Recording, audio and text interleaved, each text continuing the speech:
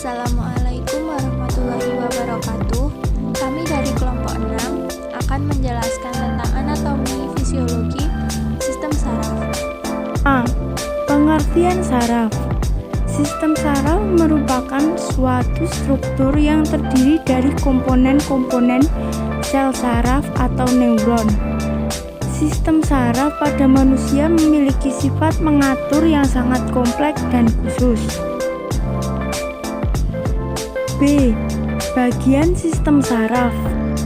Sistem saraf terdiri dari jaringan saraf yang selnya padat, ketat, dan saling terikat. Sistem saraf terbagi menjadi sistem saraf pusat dan sistem saraf tepi. 1. Sistem saraf pusat.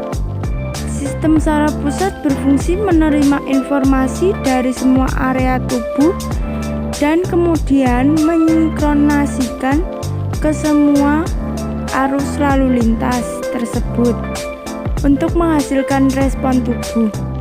Organ tubuh yang termasuk dalam sistem saraf pusat manusia meliputi A. Saraf otak. Organ yang sangat penting dan memiliki fungsi-fungsi yang kompleks seperti kecerdasan, kesadaran, keingatan, dan lain sebagainya. Besar otak kurang lebih 2 genggaman tangan dengan berat kurang lebih 1.500 gram. Bagian saraf otak. 1. Cerebrum atau otak besar merupakan bagian yang sangat penting dari otak, terdiri dari 2 hemisfer otak, memiliki besar dan berat 83% dari total berat otak. Cerebrum terdiri dari cerebral cortex, medullary body. 2. Brainstem terdiri dari beberapa bagian, yaitu midbrain sebagai bagian yang terpenting.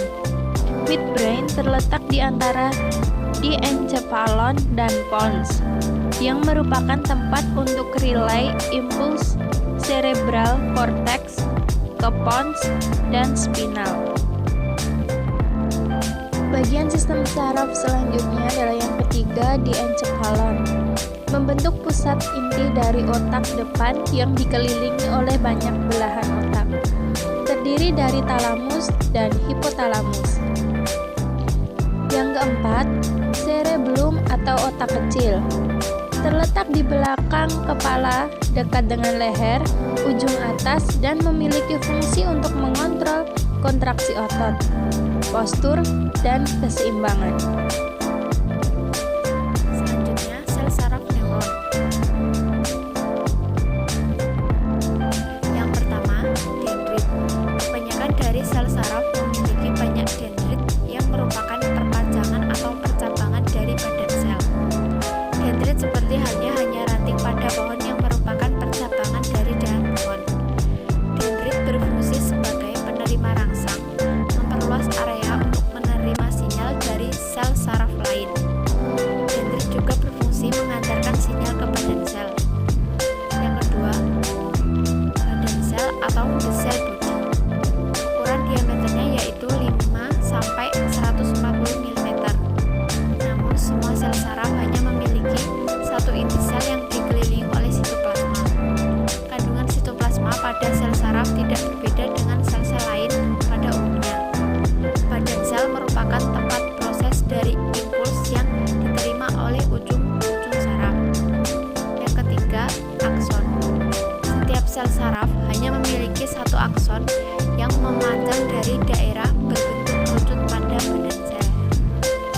Akson diselubungi oleh selubung mielin. Akson berfungsi mengantarkan rangsang dari atau ke badan sel. Selanjutnya, sumsum tulang belakang merupakan kelanjutan dari medula oblongata. Bagian ini terus berlanjut ke belakang sampai tulang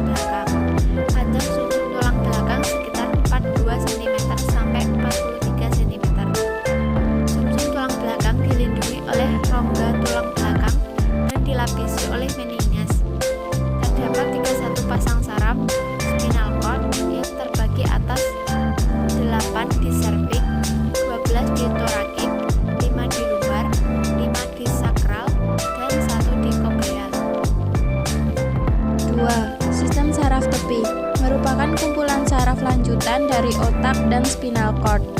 Sel-sel ini membawa impuls dari dan ke saraf pusat. Saraf tepi berfungsi menghubungkan respon sistem saraf pusat ke organ tubuh lainnya.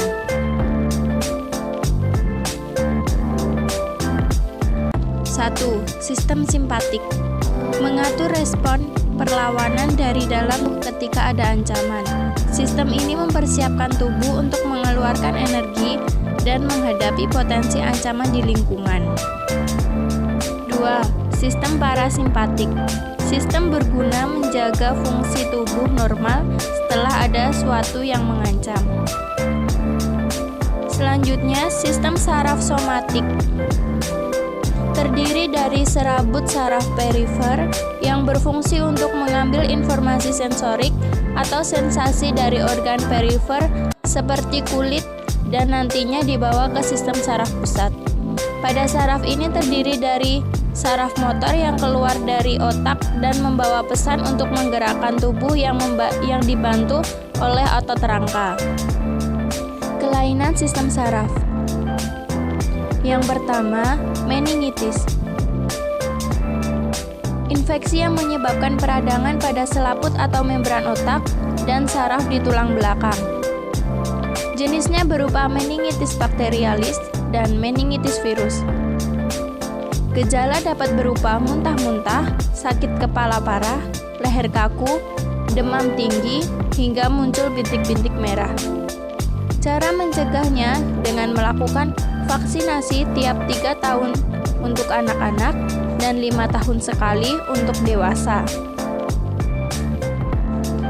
Selanjutnya, ensefalitis, yaitu peradangan pada jaringan otak dengan gejala demam, nyeri kepala, mual, muntah, dan terdapat indikasi flu. Penyebabnya dapat berupa virus herpes, bakteri, jamur, penyakit autoimun. Pengobatannya dapat dilakukan dengan pemberian obat sebagai gejala.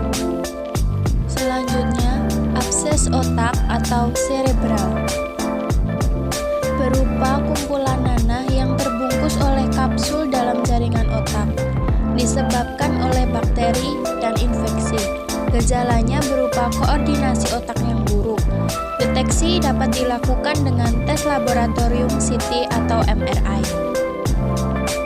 Ataksia, keadaan yang ditandai dengan berkurangnya koordinasi otot untuk melakukan gerakan.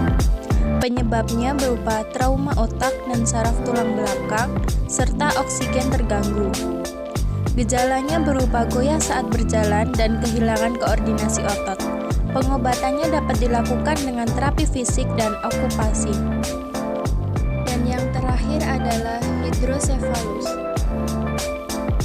berupa keadaan cairan otak tidak dapat dialirkan keluar. Penyebabnya berupa pendarahan di otak, cedera parah di otak, dan tumor otak. Pengobatannya dapat dilakukan dengan operasi pemasangan